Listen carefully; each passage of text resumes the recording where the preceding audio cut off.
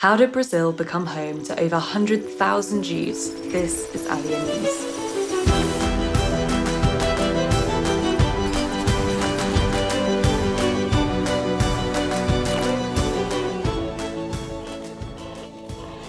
Brazil is the fifth largest country in the world and is home to an estimated 100 to 130,000 strong Jewish community, split mainly between São Paulo and Rio. The Jewish community might only amount to 0.6% of the total population, but it holds the title of the oldest and first Jewish community in America. The first Jewish presence in Brazil can be traced back to the 16th century, where Jews fleeing the Inquisition across the Iberian Peninsula arrived in search of safety and new opportunities. Between 1492 and 1497, Spain and Portugal forcibly expelled Jews and enforced mass conversions to Christianity. As a result, many early Jewish immigrants to Brazil were known as New Christians, or in Hebrew, Anusim, meaning the forced ones. Despite their outward conversion, many continued to practice Judaism in secret while working on some of the first sugar plantations established in Brazil.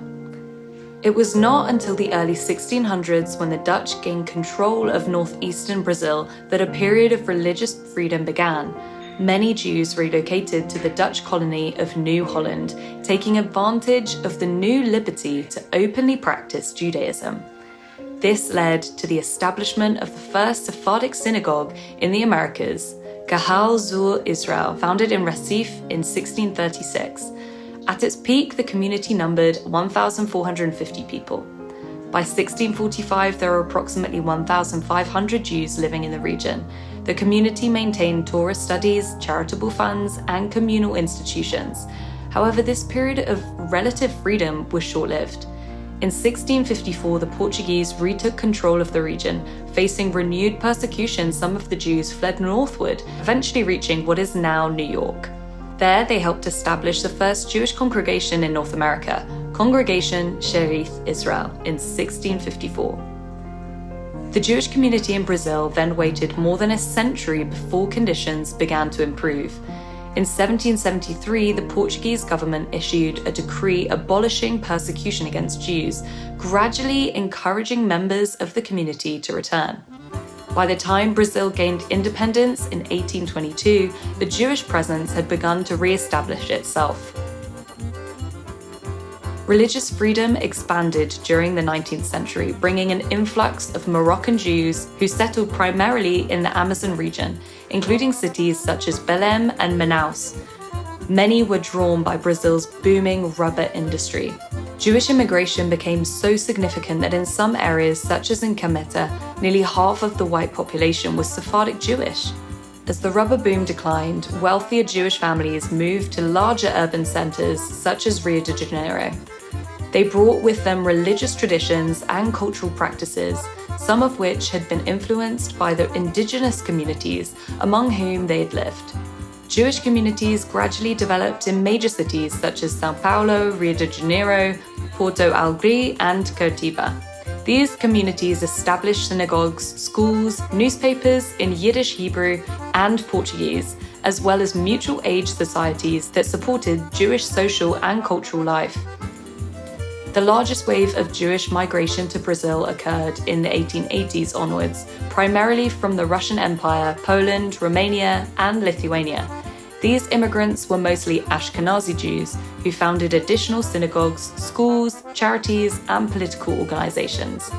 By the late 1930s, the Jewish population of Brazil had grown to an approximate 56,000. However, anti-Semitism soon followed. By 1938, Jewish organizations, institutions, and newspapers were closed, and Jewish immigration was heavily restricted. During the Holocaust, Brazil's response to Jewish refugees was mixed. On the one hand, Luis Martin de Souza Dantas, a Brazilian diplomat, defied government policy by issuing visas to Jews fleeing Nazi persecution in France. In recognition of his actions, he was awarded the title Righteous Amongst the Nations by Yad Vashem in 2003. He was credited with saving around 800 people, more than half of whom were confirmed to be Jewish. On the other hand, Brazil imposed strict immigration quotas and turned away many Jewish refugees. Between 1937 and 1950, roughly 16,000 applications for Jewish visas were denied. In the post-war decades, the Jewish population in Brazil continued to grow, reaching approximately 130,000 by the late 20th century.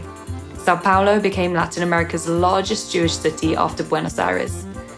Following the establishment of the modern-day State of Israel in 1948, Brazil recognized Israel in 1949 and established diplomatic relations. Zionist activism within the Brazilian Jewish community led to several hundred Brazilian Jews making ALYAH in Israel during the 1970s. While annual ALYAH numbers have varied, Zionist ideas continue to play a significant role in the community's culture and identity today. There are like 100,000 Jewish people in Brazil.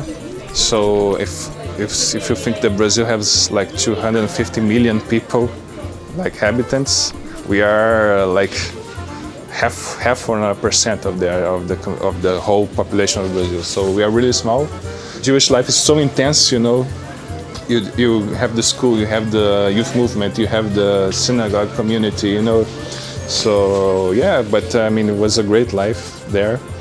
Anti-Semitism, when I was growing up, I don't really remember any case. Like, maybe I was not aware, but was not something that was talking about, even racism.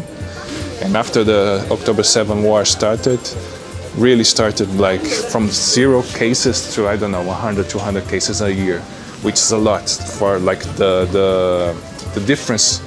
It's really high. It's really a big difference. Like it was a big shock for everybody there. It's challenging, you know, to be such a small community in a big population. Like every Jewish community, there's 2 people talking, 3 opinions. You know, we have a lot of opinions. But I think that the South American community, in general, are really Zionists. Like Israel is really important piece of the people learn Hebrew in the school. Like there's a lot of youth movements, like Zionist youth movements. I myself was part of a youth movement like that. So all in all, I think it's a really Zionist community. For us, there in Brazil, like Israel was part of our family. You know, what happened here influences everything that happened there, like everything.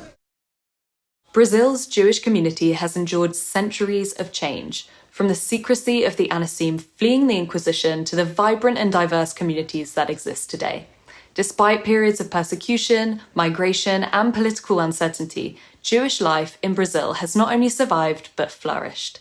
Today, Zionist education inspires hundreds of Brazilian Jews each year to deepen their connection with Israel by making ALYAH, strengthening the enduring bond between Brazil's Jewish community and the Jewish homeland, while helping fulfill the historic dream of a Zion filled with Jewish life.